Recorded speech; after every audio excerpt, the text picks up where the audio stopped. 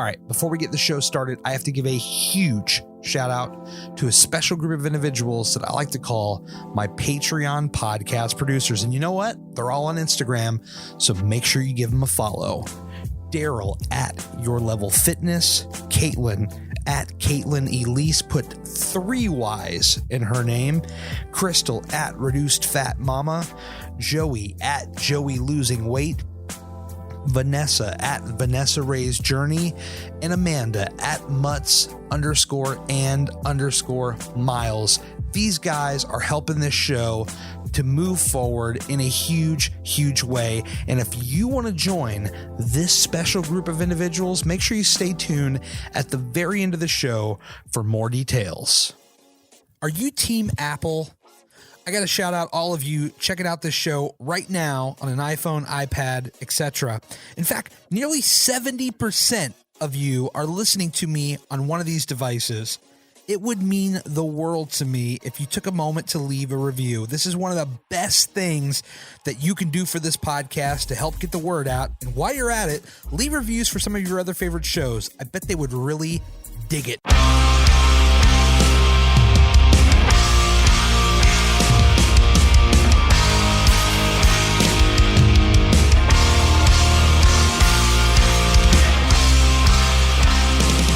Amber, hello.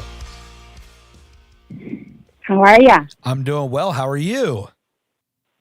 Pretty good, pretty good. You sound loud and clear. I like this. This is off to a wonderful start already. Well, good. I know tech problems are a lot. There are plenty in the podcasting world. Well, it all depends on, sometimes that can be operator error, hint, hint, Mr. Perry. Yeah. I like to mess with him. Yeah. How's your Monday going so far? I know this is the evil day that everybody hates. How's it going for you? Good. I got home from work and got the kids situated. They're eating dinner, and hopefully we'll get through this without one of them busting down the door. Oh, well, wonderful. Yes, that would not be what we want, but that's all right. If it happens, it happens. We're just going to flow right with it. What industry are you in as far as work? So I technically work in compliance in the financial services industry and banking, which sounds really boring, but I review all of the marketing for our bank, be it print, commercial, employee-facing, internal use, anything and everything that you see or hear on the radio for our bank. I have looked at it, touched it, reviewed it. I make sure that we're not going to get sued, that we're not going to face any big fines, and try to avoid any potential disasters with our marketing material. So compliance is boring, but marketing is fun, and I get to do the two of those things together. That sounds awesome. How long have you been marketing? So I've only been doing what I'm doing currently for 3, almost 4 years.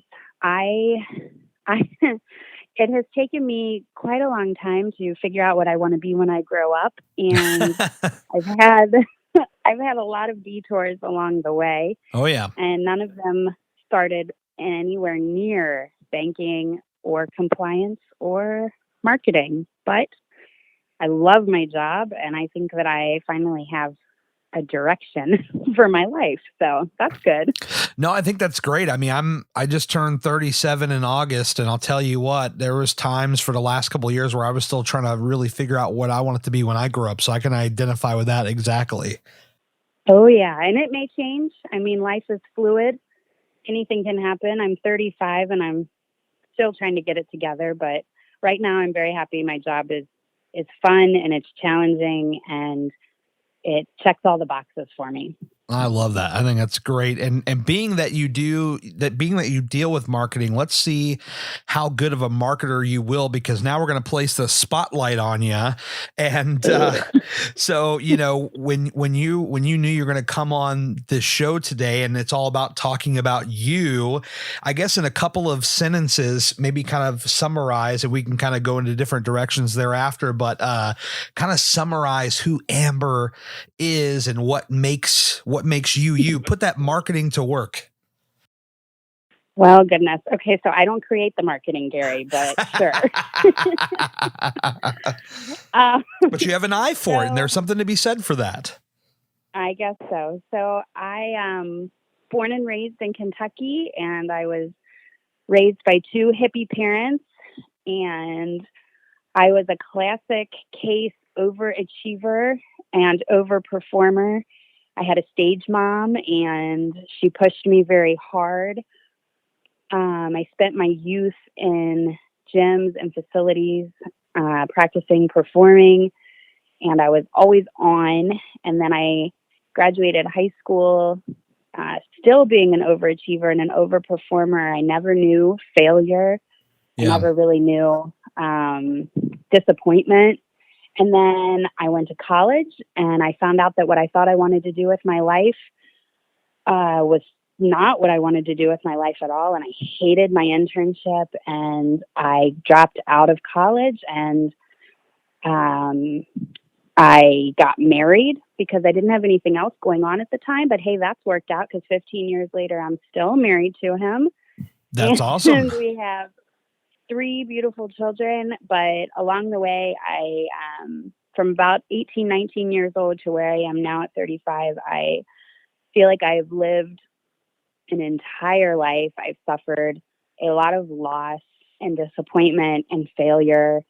And also in that time, though, I've experienced a great deal of growth and success and happiness. So here I am. I'm just a hot mess and generally just trying to make it work. But it's been an adventure, to say the least. Definitely. And I guess it kind of ties into what we were talking about just before, where you're talking about how you still kind of figure out what you want to be when you grow up, so to speak. And then you talk about how you went to college and you hated this internship. So you went in there and you discovered kind of in the process that it was something that you just weren't feeling. I mean, what was it about it that you didn't like?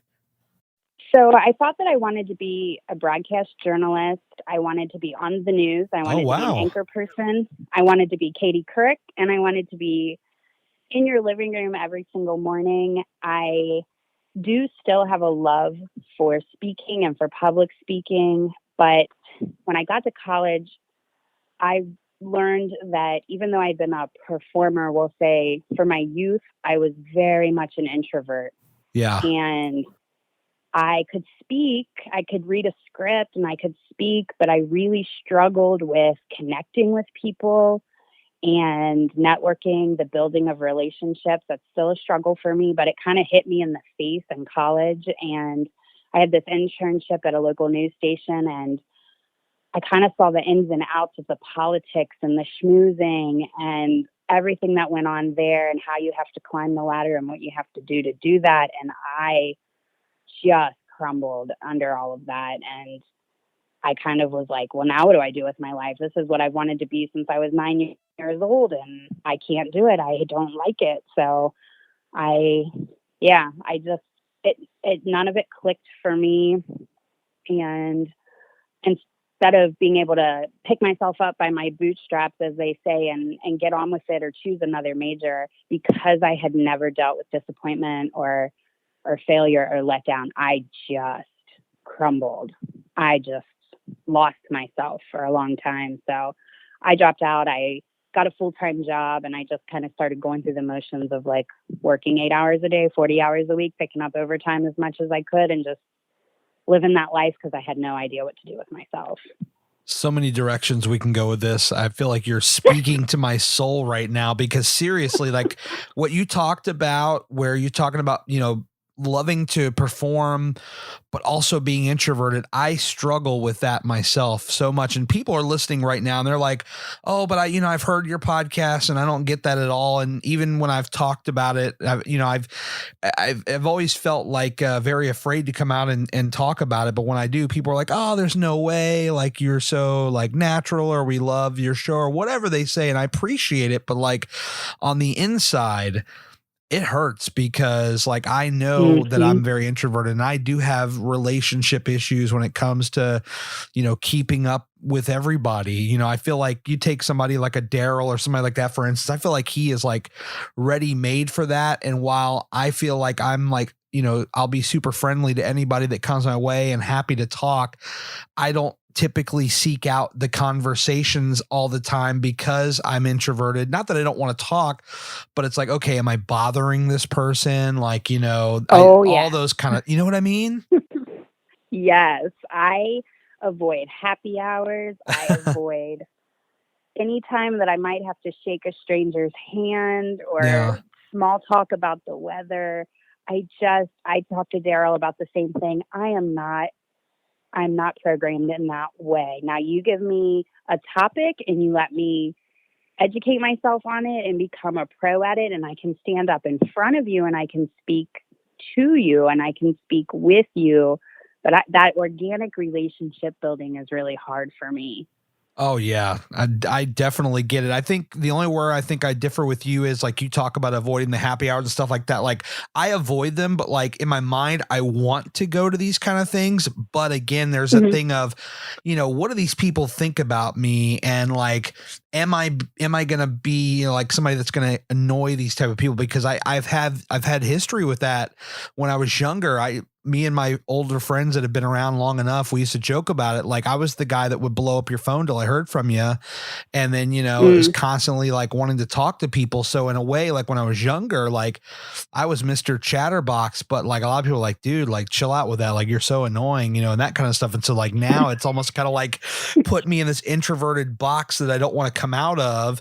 And people are probably like, man, that Gary guy, I never hear from him. What the hell is his deal? He must think I suck or something. It's like, no, I don't know who the hell I'm bothering and who I'm not bothering. You know what I mean? Oh, for sure. I have friends that still check in with me. Like, have I done something to upset you? I haven't heard from you in so long. Like, is everything okay? And I'm always like, what are you talking about? Everything's great. Yeah. It's like, there's nothing wrong. Yeah, no, nothing. I don't need to constantly check in with people or talk with people. And I suffer from that same thing though. Sometimes once you get me going, I'm difficult to shut up and I can get like diarrhea of the mouth. And then I start to feel insecure. Like, am I talking too much? Have I said something wrong? And so it's a double-edged sword for sure. Well, it's a good thing that you're here with me now because this is like talking is what we need to do. So like, I feel like we're going to be doing really well today. Well, Daryl made me do my first podcast with him and I was a wreck. I was so nervous. And then I went to him and said, I think I can do this again. So yeah. I'm getting there. No, I get it. I that's one of the things I hear a lot from people is like, oh, I'm nervous, or, oh, I don't know what to say, or, all these things. And it's like, we're already 12 minutes in, and like a near hour or whatever podcast. And it's like, we've already said quite a bit and there's a lot more to say, but it's just like, I think people like that initial shock of, especially like jumping on a phone with somebody that you've really never talked to. I know we had some interaction at the Flying Pig, but like, as far as like just openly having a big conversation, it's a first time. And that can definitely, it's not that people are not interested in it, but maybe they're just like unsure or, have a lot of anxiety about it. Oh, absolutely. Yep. Yeah. Yeah. And then circling back, because I don't want to forget where you talked about, dropping out and kind of going to the 8-hour job and kind of going through the motions, I think is the term you used. And that is something that I think plagues a lot of people. I am somebody who believes that, you know, we should follow our dreams and we should try our best to do whatever we can to get as close to there as possible and not kind of go through this cycle of just quote unquote working for the man and, you know, just kind of, you know, going through the motions, exactly what you said. And I can imagine that can be like really crushing to your soul. Sure. Well, my whole life had been laid out for me. Essentially, I went to high school. I graduated with the 4.0. I graduated with the full ride to college. It was like, if we were going to vote for most likely to succeed in my high school class, my name probably would have gotten written down. Yeah. I thought that I had it together, and then I didn't. And I never thought that I would be working, you know, a job that didn't fulfill me. I never thought that I would just be getting up every day and trudging in and trudging out, like, ugh. Yeah. And then there I was, and then that was my reality. And then when people would ask me, my parents, my friends, anybody, like, well, what do you want to do? Why don't you go back to school? What do you want to do? I had no idea. I couldn't tell you. Yeah. Yeah. I had never had an opportunity to grow any loves or passions beyond what I thought was going to be the broadcasting career of all careers. So yeah, I mean, it could definitely be a struggle. It's like you go so far in one direction and it's just like, well, what do I do now? You kind of like hit like a dead end. It's like, all right, well, there's no left or right turn. It's like, oh, well, I guess we just got to turn around and go back until we figure this thing out. I know when I was playing in bands, I skipped out on college to play in bands and I gave it like 7 years and it just, for whatever reason, various situations. And it's just like, all right, well, when I graduated high school, I told myself I was gonna be a rock star, and 7 years later, it ain't happened. So what now? Yep. I mean, I met my wife out of the deal. So, I mean, I guess that's kind of, you know, I guess that's a good thing. That's a winner. Yes. Well, and that's what I say too, is in my being lost and my misdirection, I had this great guy who was like, hey, you want to get married? And I was like, yeah, you know what? I don't have anything else going on right now. That sounds like a great time. Is that when you guys met? He just said, hey, let's just get married. Why not? What the hell? He told his mom he was going to buy a ring for this girl. And she was like, what girl?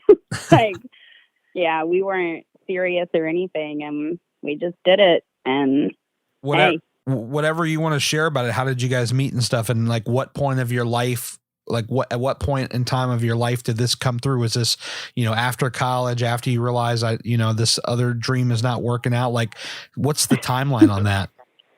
So we have it's interesting. I met him, I knew him in high school. He's a year older than me. Yeah. We were not friends in high school. We don't have any sweet high school sweetheart story. I dropped out of algebra 3 or trigonometry, some math class I was struggling with, and it was going to hurt my GPA too bad if I got a B. So I dropped it, and they put me in senior sociology and psychology as a junior. And then alphabetically, they set me right in front of him. My last name was a C, his was a D. So I got set in front of this kid. I didn't know who he was. Turns out he was like a big jock, and everyone wanted to be his friend, and also he was an arrogant jerk. And my scene really in high school was more of the sorry. My scene in high school was more of the nerdy. I was in speech and drama, and I, was definitely a bookworm. So he would try to talk to me. He would poke me in the neck with pencils. Oh, wow. He would ask to copy my homework, and I was like, gross, get away from me. Somewhere along the line, I think it was just because I might have been the only girl to ever reject him. He asked me out, and I said, you're insane. I'm not going out with you. And he graduated, and he had a friend that was a friend of a friend. I don't know, but he called me drunk one night from a party when I was a senior in high school and asked if he could come over to my house. And I said, sure. It was a Saturday night, and it was like 10 o'clock, and my parents were in bed. So he came over with my friend of a friend of a friend, and we stayed up all night long talking, and then we just stayed in touch for a long time. And it was kind of like a casual friendship until it was more than that. Yeah. And he went off and joined the military. And I said goodbye and good luck because I'm going to college next year and I don't want any part of that. And he came home from the military and I was already out of college and doing not a whole lot with my life. And he was like, military men, they like to get married because they're lonely. And he said, marry me and move to North Carolina. And I said, you got it. Here I come. So it seems like he kind of came along at a good time. Maybe in a way he kind of lifted you up a little bit. To be honest with you, absolutely, because he has always been the person who has said, you are smart and you are capable and you have all these gifts and you need to keep going. And he's pushed me every step of the way to do something. He's like, I don't care what it is, find it and do it. And he's definitely been that constant force that when I didn't believe in myself, he definitely was there to push me and to support me. And he's great. That's a great dance partner right there, as they say, the old cliche. He's not the arrogant jerk anymore at all. So. Well, it sounds a lot. I mean, like when you're describing it to me early on there, it almost sounded like you were living A Walk to Remember or something, like some kind of like Nicholas Sparks novel or something. It's so funny that you should say that because that is the first movie we ever watched together was A Walk to Remember. Come on. Yes. And the song from that movie he played that song when he proposed to me because that was the first movie we ever watched together. He ditched a card night with his friends and brought ice cream and a movie over when I was sick. And that's about the time I realized that he wasn't an awful human being anymore. Well, see, it all ties together. The movie is coming true. Who says movies can't become real? Yeah, let's just hope I don't die from cancer. No. Let's not do that. Wouldn't that be a real bummer? No, I think we're past that. She was real young. Yeah, no, I think we're past that. And that's still cool though. And it's good when somebody can come at you at a good time. I know for me, Heather came in at a time where I was separated from a previous marriage. And in many ways, she definitely lifted me up. I mean, she, like you said, for your husband did for you, like, always encouraging me. I probably wouldn't have learned how to drive if it wasn't for her. And she's 8 years younger, by the way. I mean, she is, she's 8 years younger, but she's as mature as any older woman. And came along at that right time. And maybe that could be said for, any kind of relationship. It's like when they come along and it's magic, maybe it's the right time, but it's especially special on times like yours or mine, where it's like we're in kind of a lower place and we're kind of like, searching for something good to happen. And then out comes this miracle that is a new spark, a new relationship. Sure. Yep. It was wonderful. Yeah, definitely. And so, obviously, we all come together on Instagram through the weight loss community, the health and fitness world there. So, I mean, I guess logically we should go into that direction as well. And it's like kind of find out, what brings you into that world? When does health, become an issue for you? Is this around maybe this time where you're kind of searching for things, or did you have problems with health previous to that? Or? So, like I said, I grew up, I was an athlete and a performer. I was a competitive, of all things, baton twirler, but on a super elite level. Like I traveled the world doing it. Wow. And I was also a classically trained ballerina, and I danced with the Cincinnati Ballet Academy when I was a kid. And weight was never an issue because it couldn't have been. I was active all the time, every night from the time I left school until 10 o'clock at night. I was at some sort of active practice. Yeah. But I ate in the car. I ate lots of 10-piece chicken McNuggets. I had a lot of chocolate shakes. There was no real health in my life as far as food was concerned. Everything was eaten fast and on the run. But it didn't matter because I was probably burning thousands and thousands of calories a day. That's what I was going to say. If you're like on an elite level, right? I mean, I would imagine that you're just slashing those calories left and right. Oh yeah. And then in junior high and high school, I ran cross country on top of that. So I was running 4 days a week. I was having ballet, and then I was having baton practice. Yeah, I mean, I was very active. So weight never was a problem for me, never even a thought. I never had a point in my youth when I thought that I never even thought about it. I didn't even know what weight or being heavy or anything was. Right. Now I quit doing all of that when I went to college. Obviously, I had a full ride to college for dance that I turned down because I didn't want to go as far away as it would have taken me from home. Yeah. So I stayed close, and I stopped doing all of those things. I put on just a little bit of weight. What do they call it? The freshman 15. Yeah. Yeah. I did that just with drinking. But then I got married, and again, like, not a problem at all. I got pregnant right away with my first child. I gained 70 or 80 pounds with that pregnancy, and I had a 10-pound baby. But on my tiny little 120-pound frame, that was a lot of weight, and that was a lot of baby. But I lost all of it. It fell right off. I know, all the women in the world hate, just wait, my time's coming. Well, actually, let me jump in just real quick, because this is something that I don't know, and this may be helpful to some people. Like, from that woman perspective, like, what is like average for a woman to gain when they are pregnant? Let's say maybe food is not a problem for them. They're not, let's say, quote unquote, unhealthy or whatever the hell that means. But like, what is like a normal range of weight that you can expect to gain when you're pregnant?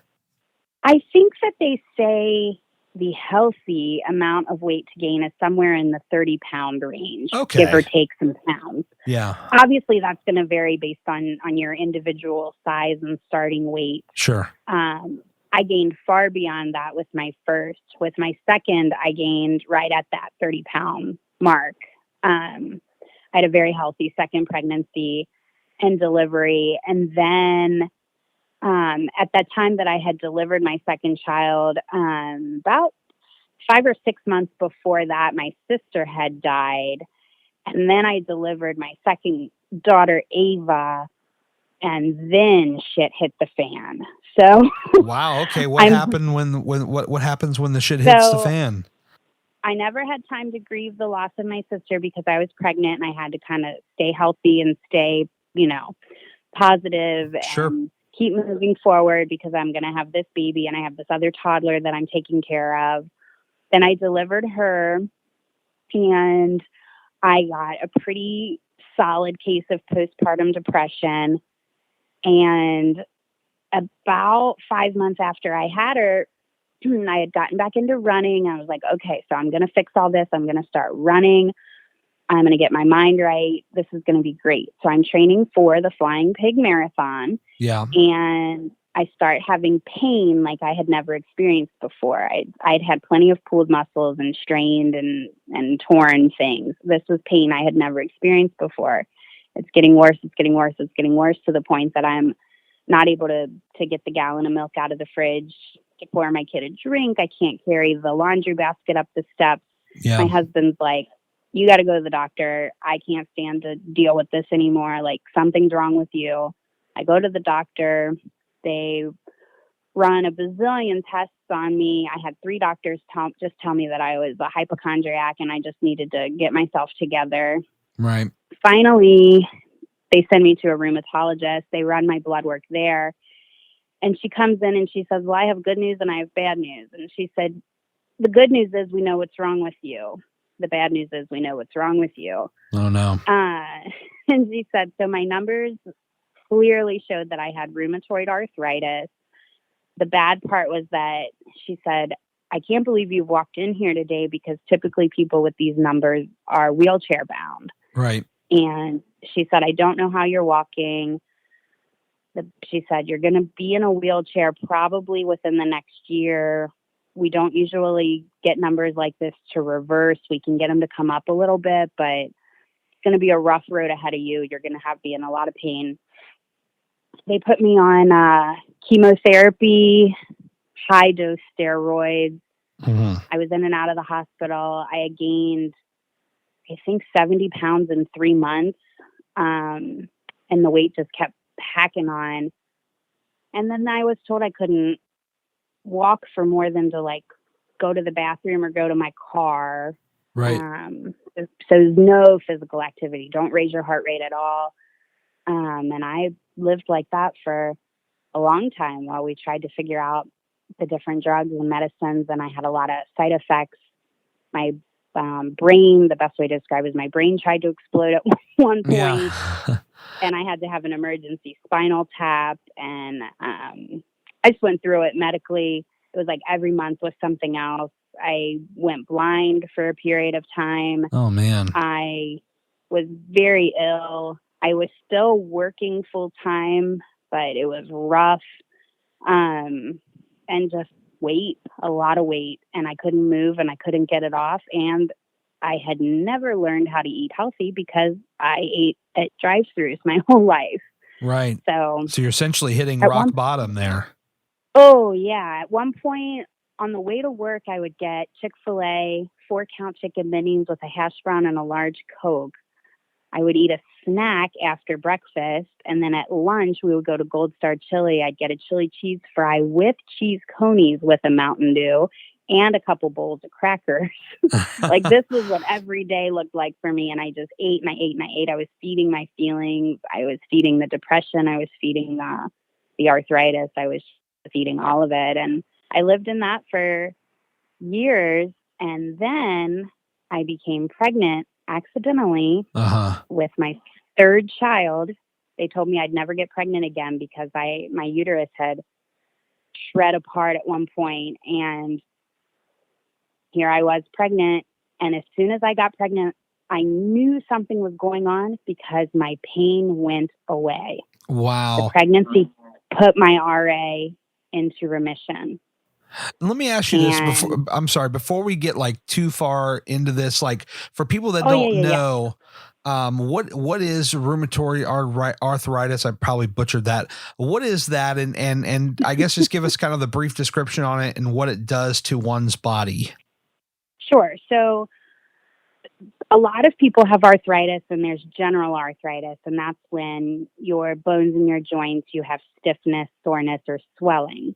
Right. Rheumatoid arthritis is an autoimmune disease that affects your blood, and you have heightened rheumatids, which is a part of your blood, and that causes inflammation, but not just in your bones and joints, throughout your entire body. They've now renamed it to rheumatoid disease because a lot of people thought arthritis, they just thought sore bones and joints. So my specific case affected my entire body, and I had a full x-ray of every bone in my body, and we found that I had started to have about a 50% degeneration in about 90% of my bones and joints throughout my body, so mostly affecting the large ones, my knees, my shoulders, my elbows. But it can mean a lot of things for a lot of people, and it's definitely a spectrum. You can have a very minor to a very major case, but it's chronic pain, and then the medication causes a lot of other issues. My chiropractor at one point said, well, do you want to die from the RA or do you want to die from the meds that fix your RA? Because one of them is going to kill you. Yeah. Yeah, it's pretty horrible. My case was pretty extreme. It came on all of a sudden. Obviously, I was very young. I was 26. The average diagnosis age is in your 60s, I believe. So I was very young to have such an aggressive case. But it's daily chronic pain, and then it causes other issues as far as illness and also mental health, because of the different medications that you're on do affect the fluids to your brain and can affect certain parts of your brain as well. So it sounds like an absolute mess. A disaster of a disease. It was awful. It is awful. I do live with it still, but it did go into remission when I got pregnant, spontaneously went into remission. Yeah, let's talk about that. Yeah, I didn't ever want to have a third child, but hey, come on. I'll take it. I'll take it because it saved my life for sure. She definitely that pregnancy saved me, saved my health. It stayed in remission after I had her. I was just kept waiting for the day for the pain to return. And when I went about 9 months to a year and I was still feeling good, I was like, hey, let's get healthy. Let's get moving. Like, maybe I can do this. Maybe I don't have to live this way. Maybe I don't have to be heavy and I don't have to be ill, and I can do it. And that's where it started for me. Well, at one point, were you like, hey, if this stuff comes back, hey, honey, let's have another accident, like what, some surprises. let's pumping see, them out. Yeah, let's see what happens if we keep this ball rolling. Yeah, no, for real. I have discussed it. What a hell of a side effect, right? Of having a beautiful child that it inadvertently saves your life. I mean, wow. Yep. That is awesome. And they had told me for years, I had heard that I would not to worry. I would never get pregnant. And if I did get pregnant, I wouldn't be able to keep the baby. My body had so much damage done to it that it just wasn't possible. And so even when I conceived, I went to the doctor and they were like, oh, the chances of you keeping this pregnancy are very, very slim. They prepared me for the miscarriage, and then I delivered a full-term, perfectly healthy child 9 months later. How amazing is that? Yeah. So that's where the health journey started for me. And it started small and with baby steps. Actually, well, I tried extreme things at first. I went and got on that weight loss pill, that Adipex drug that you can get prescribed by a doctor. Oh, yeah. And that caused my lips to turn blue and my circulation to kind of shut down in my body. So they took me off that. I tried cleanses. I did it all, ma'am, before I got to where I am right now. It's been a long road. Well, it can be really tough too, because it's like, you're like, all right, I really want to get healthy. My body's feeling better. I just had this kid and, let's keep this ball rolling. It's like, what can quickly, I'm using that term in air quotes, what can quickly get me to where I want to be. And I think the fitness industry, they love to hear that. Well, we have all these kind of fly by night operations we can sell to you. And God, when one doesn't work, what the hell? You're just going to buy 5 more different types until we got every last dollar out of your purse or your wallet. So, and that desperation that you feel, right? Like everyone's been there at some point, that desperation of like, just wanting this one thing and feeling like you can't do it. So this magic thing is going to work for you. It has to. Yeah. It has to. Like, so desperate and you just want to believe it, and you will fall for anything. At least that was my case. Like, and I get why it's such a multi-billion-dollar industry, because people become so desperate and so sad, and they chase that health or that aesthetic or whatever it is that they want, and putting in the work and getting there slowly doesn't seem like an option. No, it doesn't way. feel like that's something that is plausible. I had never had to lose weight in my life. I had never been on a diet. I had never worked out for the sole purpose of burning calories. I had never done any of that. So it took me a very long time to find a physical activity that I loved and enjoyed, and that didn't feel like I was like forcing something. It took a very, very long time, because I didn't ever have to do any of that. So I know a lot of people in this community dealt with weight their whole life. And for me, it was the opposite. But it was also like, I also didn't know what the heck I was doing, because weight had been totally the opposite of a concern for me, that I had never considered losing weight. And then when I was faced with having to lose weight, I had no idea what to do or how to do it. Yeah, and that's really where that's where they want you to come on in. They're like, oh, step right up here. We got something for you. They're almost like carnival barkers in a way, Oh yeah. except they'll slide into your DMs nowadays. But no, I can identify with that. I remember when I worked for CVS, and we used to get all the as seen on TV stuff. And this is when I was young and naive.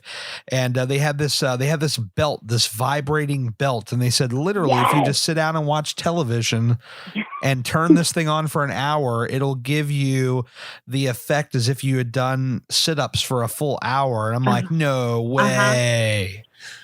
And I bought the damn thing. Oh yeah. $50 later. Woo. Nothing happened. Yeah. I did the hydroxy cut because the girls on TV looked so hot and they were taking it. I remember that. And so I did the hydroxy cut. I did the shake weight. Yeah. Oh yeah. The shake weight. What I'm trying to think of what else was out there. I remember I used to take Stacker 2. That was a thing. That's showing my age. The I don't even know how to pronounce it. Carcinia Galoba or something. I don't know.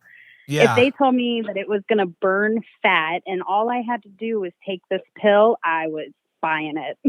Of course, right? Like we're ready to take anything. And then the next thing you know, you start looking on the internet, and back then the internet was a lot slower than it is now, but you'd get on there and you'd start searching for all this stuff. And, you would be willing to try anything and everything except for, what actually works.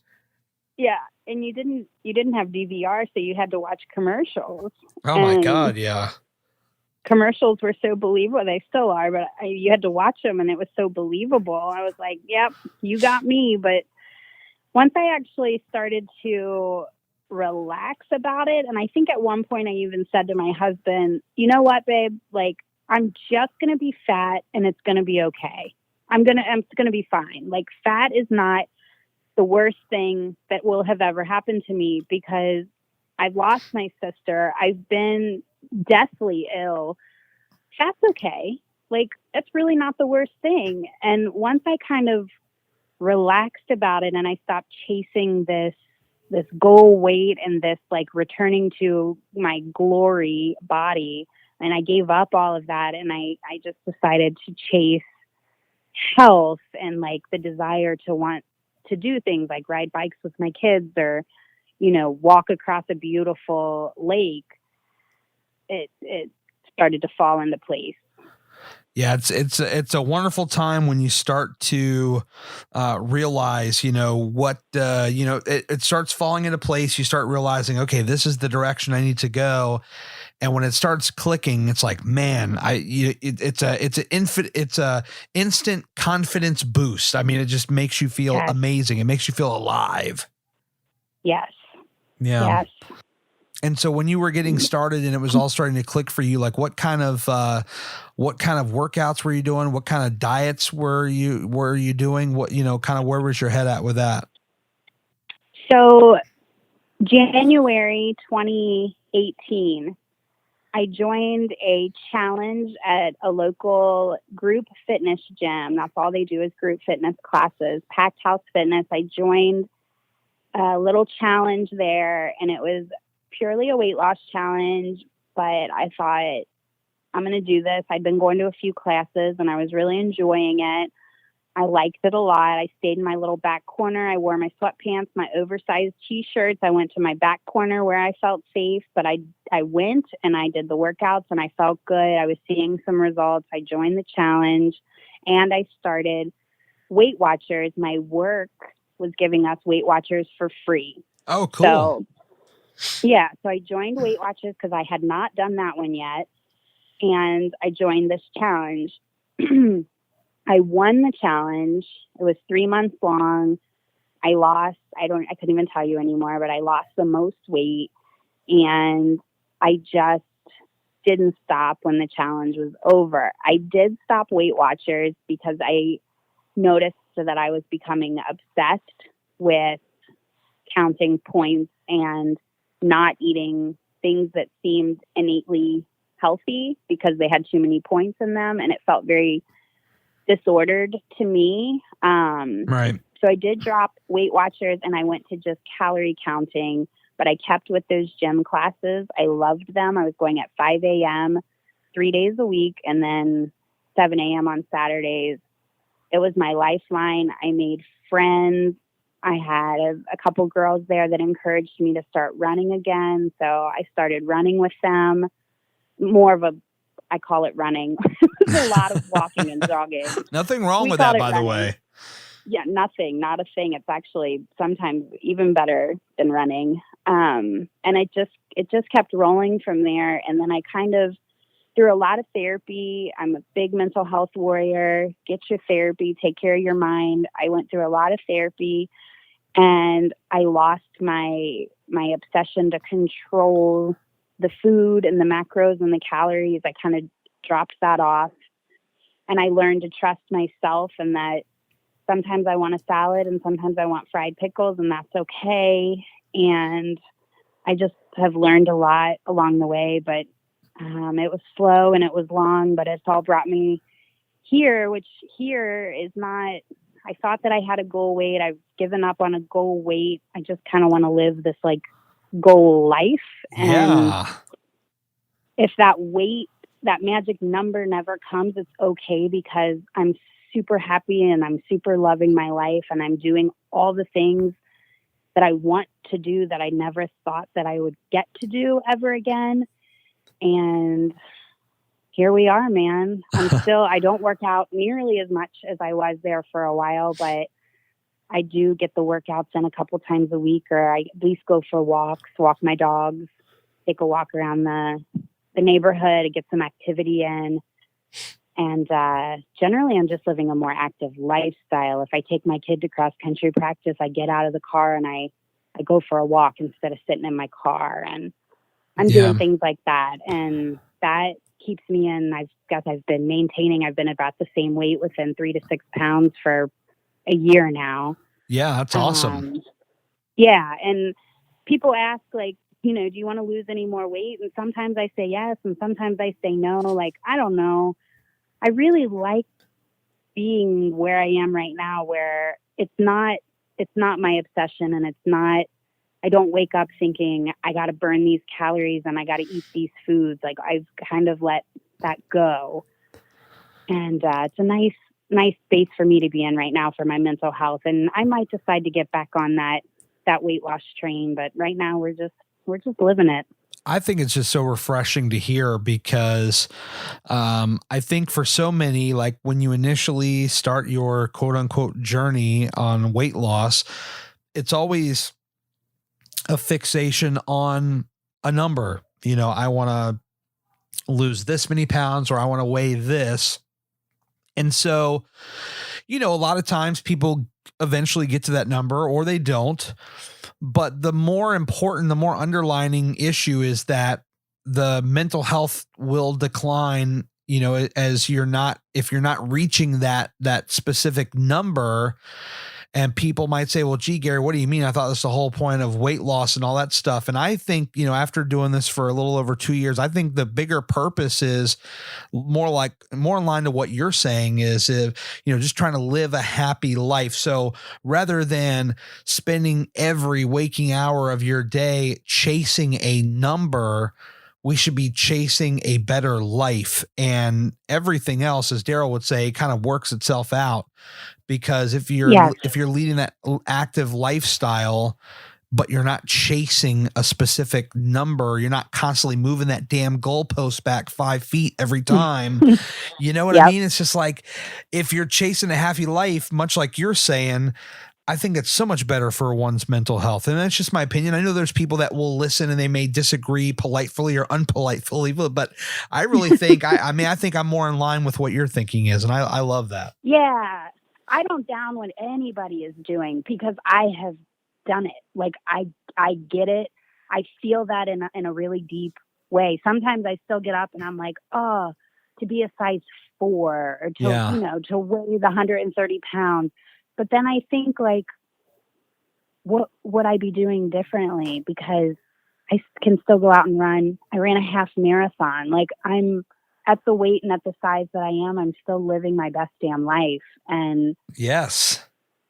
And as long as that continues for me, I mean, I might wake up one day and be like, you know what, I want to be in a fitness competition. I want to be in a bikini competition. And then I'll get back to the counting and the weighing, and I know what to do and I know how to do it, but that's not my focus right now.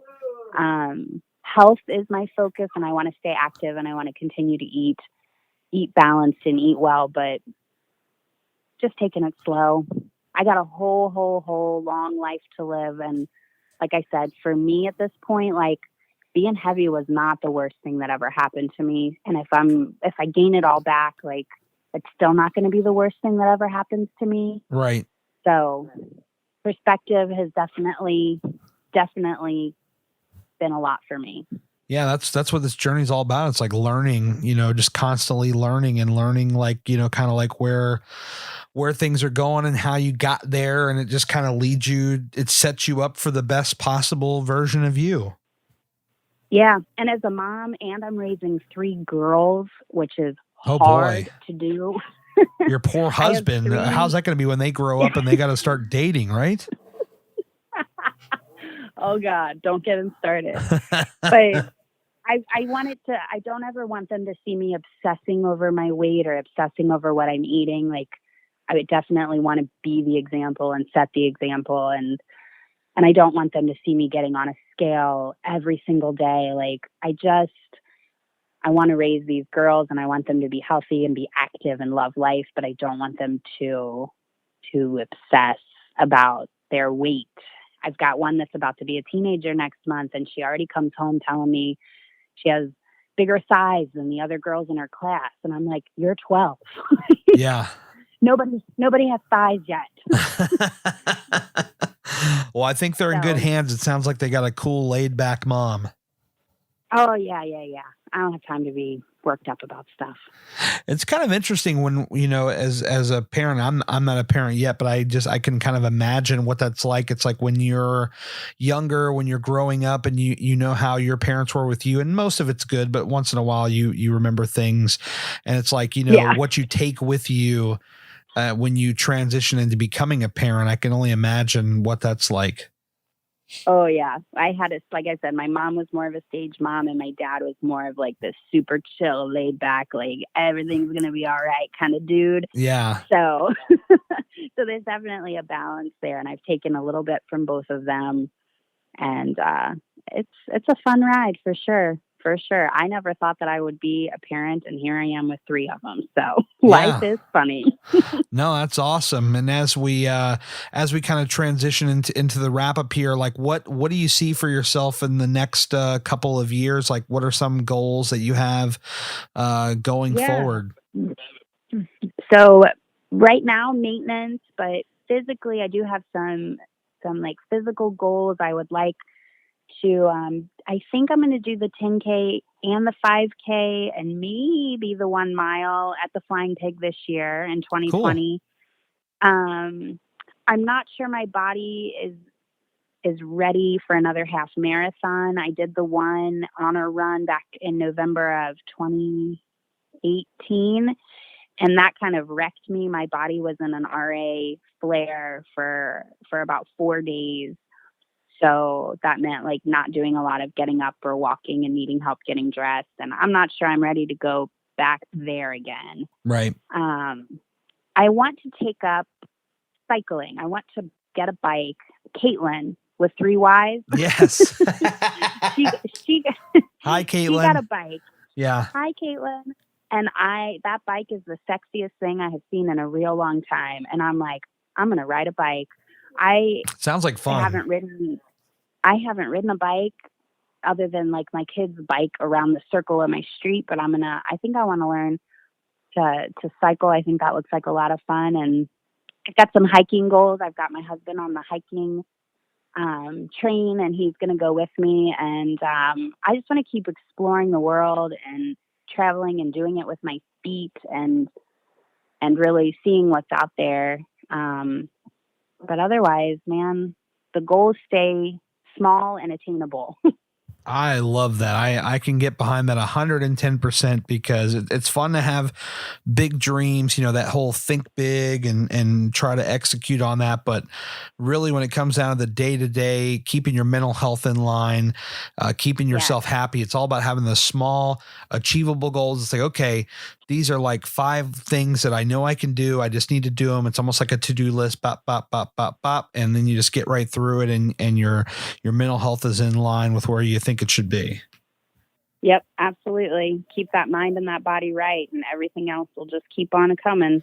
Absolutely. That damn Daryl Perry, he's always in my head. Well, you see that you're in my head now, because this is exactly where I was going to go next as we wrap up here. Talking about the Instagram community. Of course, we could not make it through a Gary Cantrell podcast without talking about this amazing community. It is what has brought us together. It is what brought Daryl and I together, and so many others. And so I guess as you're in the process of your journey, how does Instagram play into that? How do you get involved in all this madness? So I come in and out from being super active to moderately active, and then I take a break from that time to time. Yeah. I don't love posting on social media. That's not my favorite thing to do. Right. But I do sit back quietly and generally watch people's stories and posts. I am a caption reader. I know you're big on your captions. Yes. I use the Instagram community to feel a connection to people and to understand where they are right now. And I love to cheer other people on. I love to send them messages of positivity and strength and of hope. And I get that back from so many people. Willie Gillis is my number one cheerleader. He responds to almost everything that I post.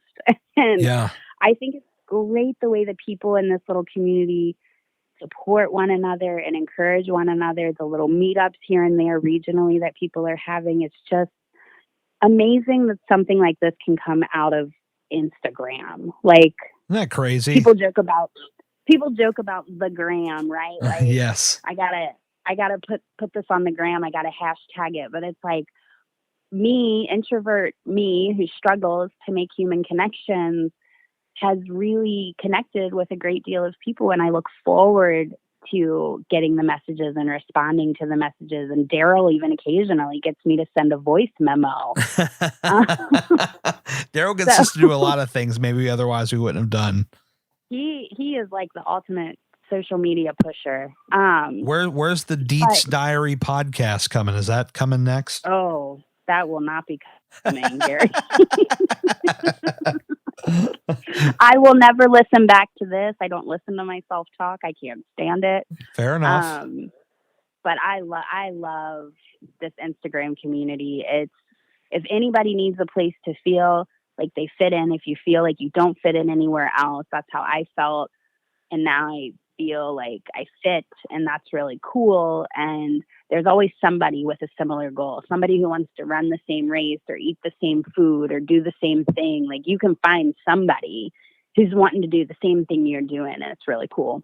Absolutely. And if people were searching through the Instagram, we're going to pretend like they don't see your username in my show notes or the post that I posted about this podcast or the story or whatever. Let's just pretend that people don't pay attention, because sometimes they don't.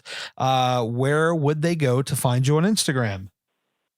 So I am at Dietz Diaries, and that is spelled like diet with a Z, Dietz Diaries, but it is my last name. I know a lot of people thought that it was Dietz Diaries. I promise it's not. Fantastic. Well, I will be seeing you in May at the Flying Pig. I'm looking forward to it. Yes, I got to use Gary 10, right?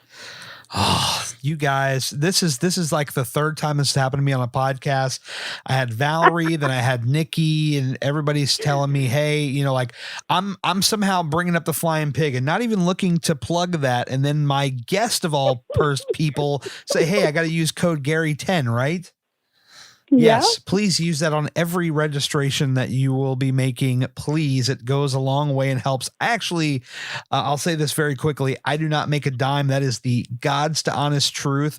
But if you think that I don't want these people to look and see my code being used a million times, you're crazy. Yes, I want them to see. Absolutely. Absolutely. that we got Yes. this code blowing the heck up, man.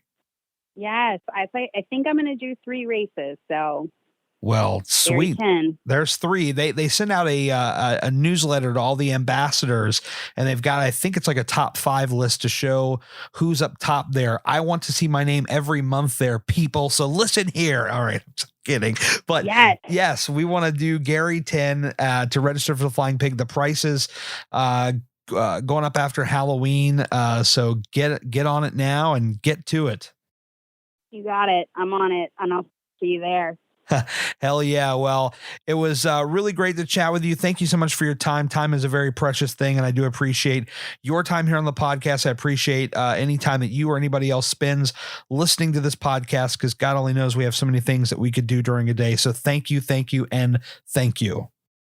Yes, thank you.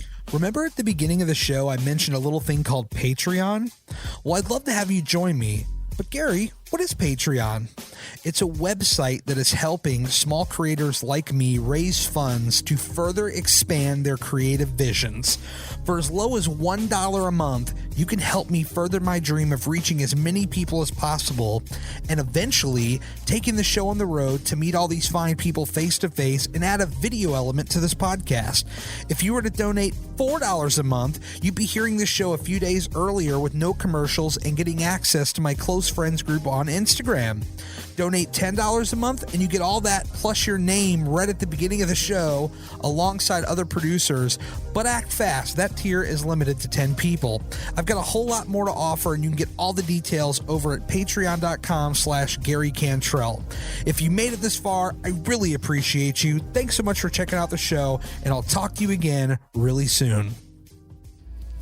HardWorkAlwaysWins.com. It's more than just a clothing line. It's my mantra. I speak it, I wear it, I live it, and I'd love to have you join the Hard Work Squad. We're constantly adding new items to the store, including our brand new Future-ish hats, which come in a variety of colors, including camo. I mean, who doesn't like camo? We also just put our famous Splash logo in gold to match our OG logo, and there's so much more here. You just got to check it out. Here's the best part. Use the code PODCAST at checkout to take 10% off of your very first order and join the Hard Work Squad today.